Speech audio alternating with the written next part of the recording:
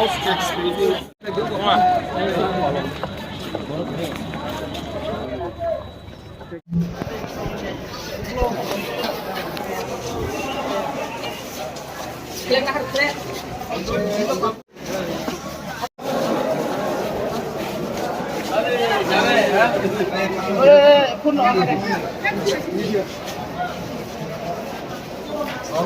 One lady is there.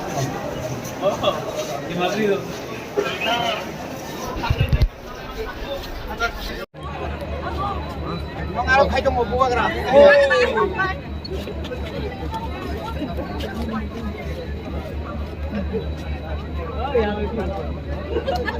Ôi.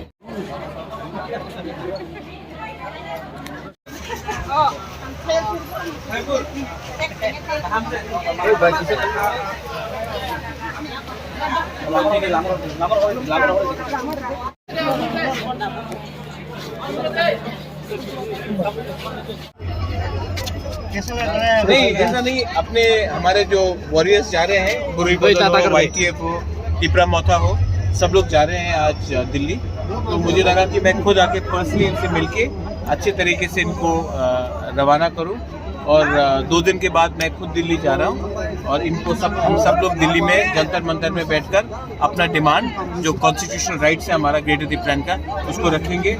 और ये इससे पहले इतने लोग कभी भी दिल्ली नहीं गए हैं।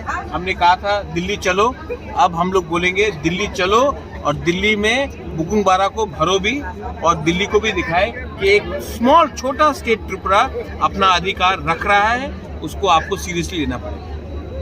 Thank you.